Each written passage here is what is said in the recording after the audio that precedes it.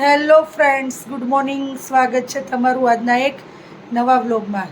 મહાદેવ હર. અને જો નીચે આપણે બધું કામકાજ પતી ગયું છે, રસોઈ થઈ ગઈ છે અને હવે ઉપર આવી ગઈ છું. અહીંયા કરી નાખું કેમ કે ગઈકાલે કાંઈ થયું નહોતું કામકાજ, તો કીધું જો ઓછાળ બદલાવાના છે, એ બદલાવી નાખી એટલે ધોવાઈ જાય અને બસ. એટલે ઉપર મેં કીધું ફટાફટ કચરા પોતા કરી પછી રોટલી એક જ બાકી છે, રોટલી કરીને જમી લઈ. અને હવે તો એક વીક જ રહ્યું છે વેકેશન ખુલવાને, એટલે એક વીક પછી વેકેશન ફાઇનલી ખુલી જાય છે. એટલે જોકે છોકરાઓને મજા નહીં આવે, હમણાં વેકેશન હતું એટલે થોડો કાલ તો આવશે અને અમનેય આવશે, વહેલું ઉઠવું પડશે એટલે. પણ કાંઈ વાંધો નહીં, તો હવે રૂટીન છે જ, કરવું તો પડશે જ. ચાલો હવે ફટાફટ અહીંયા કામકાજ કરી નાખીએ આપણે.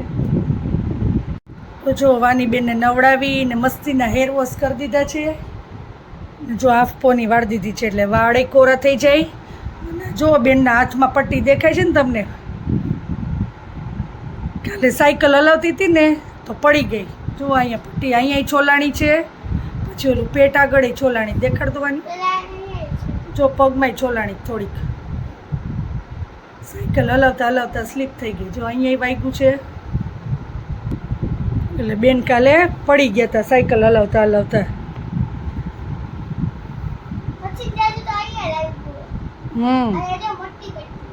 પટ્ટી લગાડી દીધી છે. જો એના પપ્પાએ એને ક્રીમ ને લગાડીને.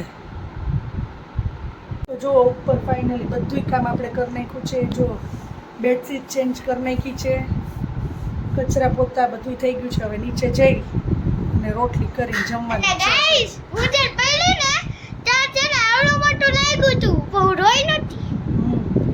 અને આજે તો વાતાવરણ થોડુંક ચેન્જ થયું હોય એવું લાગે છે, વરસાદ જેવું લાગે છે આવે તો, કેમ કે આજે બહુ એટલો બધો તડકો નથી, વાદળછાયું વાતાવરણ છે. હવે આવે કે નહીં તો કાંઈ ખબર નથી. આજના જમવાના મેનુમાં છે ચણાના દાળનું શાક, રોટલી, પાપડ, ચટણી, તળેલા મરચા, કાકડી, કેળા, લીંબુનું અથાણું, ભાત, છાશ અને દાળ. તો આટલું છે આજના મેનુમાં. તો ચાલો બધા જમવા.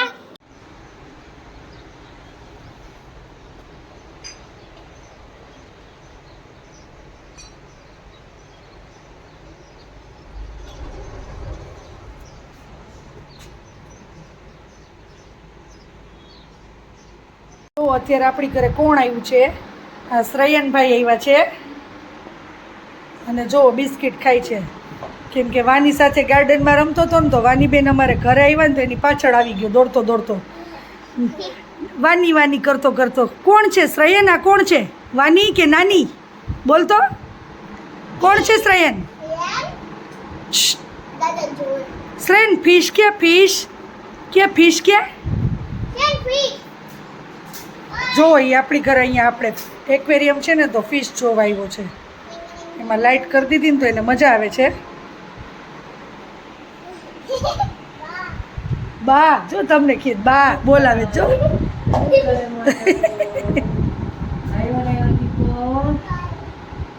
તો ગાઈસ, હું છે ને આજે જમતી હતી ને છે ને હું સાથે ડુંગળી ખાતી હતી ને તો હું તમને એનું એક મેજિક દેખાડું.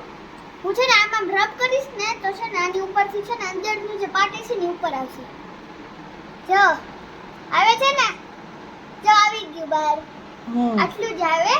જાજુ છે ને જાજુ કોલું કરવું પડે. જો વાનીબેનને ભૂખ લાગી હતી કેમ કે ગાર્ડનમાંથી રમીને આવીને તો એ કે મમ્મી ભૂખ લાગી છે, એટલે આપણે રસોઈ રેડી હતી. તો જો અહીંયા છાશ ખીચડી ખાવા બેસી ગઈ છે ટીવી જોતા જોતા. અને અહીંયા આપણી રસોઈ પણ રેડી જ છે, એટલે હવે બધા આવે એટલે જમી લઈએ આપણે.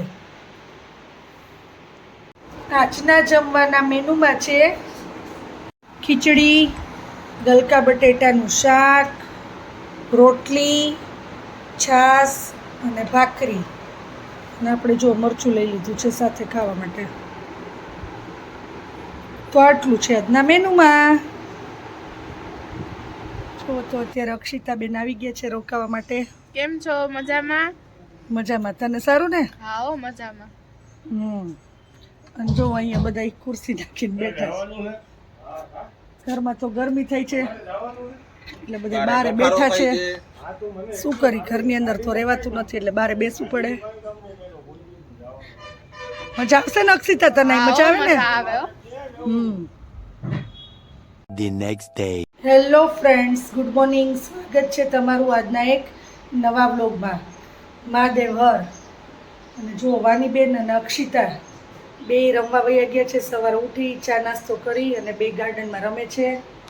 અને હેતુભાઈ જો અહીંયા બેઠો છે ચા પાણી પીને. ગરમી થઈ છે ને ભાઈને એટલે જો એસી નથી કર્યું ચાલુ, પણ જો પંખામાં બેઠો છે.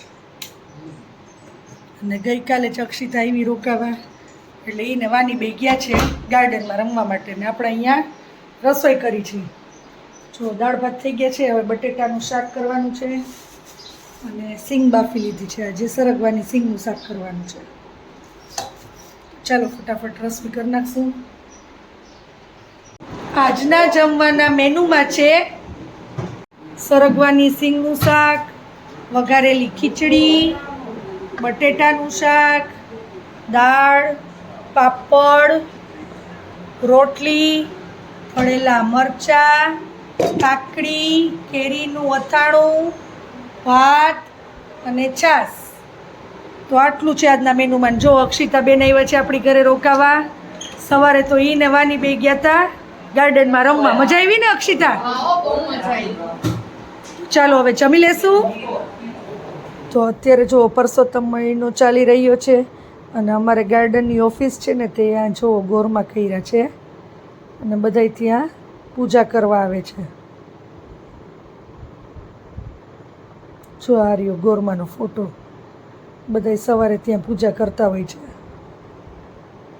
ગાર્ડનમાં છોકરાઓ બધા ઇન્ડોર ગેમ્સ રમે છે, કેરમ રમે છે.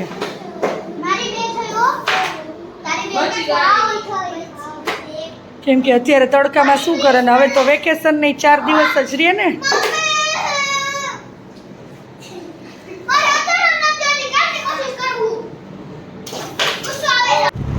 અને સાંજે ગયા હતા અમે તુલસી સુપર માર્કેટમાં થોડી ઘણી શોપિંગ કરવા.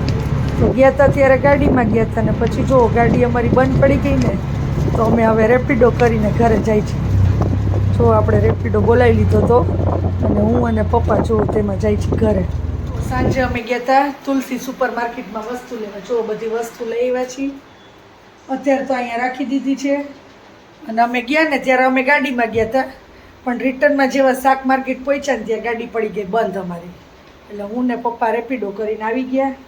અને આવીને છોકરાને જો ભૂખ લાગી હતી, 9 વાગે તો અમે આવ્યા. પછી ખાઈ એવા પાણીપુરી. કાક્ષિતા મસ્ત પાણીપુરી હતી, એકદમ સ્પાઈસી. ભાવી ને તને? બહુ જ. હું અક્ષિતા, વાની અને હેતુ અમે ચારે પાણીપુરી ખાઈ એવા. 2 પ્લેટ ખાઈ લીધી એટલે થોડોક ટેકો થઈ ગયો. એટલે જો અત્યારે અને અહીંયા જો ભાખરી થઈ છે. કેમ કે પપ્પાને ને હેતુને ને ખાવી હોય વાંધો ન આવે એટલે ભાખરી અને વઘારેલી ખીચડી અત્યારે જમવામાં કરી નાખી છે. હવે કુકર ખુલે એટલે આપણે જમવાનું જ છે. ભાવી નક્ષિતા પાણીપુરી આવી? મસ્ત એકદમ સ્પાઈસી પાણીપુરી હતી. એટલે બધાએ ખાધી, બહુ મજા આવી ગઈ. ચાલો હવે જમી લઈ. અને ગરમી જુઓ કેટલી થઈ છે. અહીંયા પરસેવાથી નીકળું છું અત્યારે રસોડામાં. કેમ કે આપણે નવેરાનું બાયણું ખુલ્લું રાખી તો અહીંયા પવન લાગે ગેસને, તો અહીંયા ભાખરી ન થાય ફટાફટ. એટલે બાયણું કરી દીધું છે બંધ. અને પંખો કરી તો ગેસ બંધ. અહીંયા ઉપર પંખો ન થાય ને તો અહીંયા ગેસ ચાલુ ન રહી આપણે. એટલે ફટાફટ જેમ અત્યારે તો ફટાફટ જે રસોઈ બને ને એ જ કરાય. આમાં બીજું કાંઈ કરાય નહીં. અને જો વાની બેન કરે છે અને અક્ષિતાએ જો અહીંયા થાળી વાટકા લૂઈને રાખ્યા છે રેડી કરીને. હવે એ કહે છે મારે કે ખાલી ખીચડી જ ખાવી છે, ભાખરી નથી ખાવી. કેમ કે બધાએ 2 પ્લેટ ખાધી છે પાણીપુરીની એટલે કોઈને જગ્યા નથી એટલી બધી, પણ તોય થોડી થોડી ખાઈ લેશું એટલે રાતે આપણને ભૂખ ન લાગે. બપોરે મસ્ત ટેસ્ટી બનાવ્યું હતું. અને સાંજે પછી બધાએ ખાધી ચોકબાર. ચોકોબાર. અહીંયા વાની બેન સિંગર આવી ગયા છે.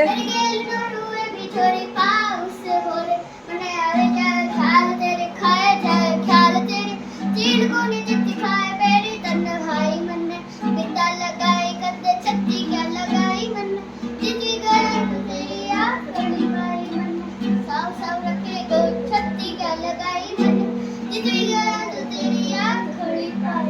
આપણી ટેસ્ટી વેજીટેબલ ખીચડી રેડી છે અને સાથે છે છાશ અને દહીં.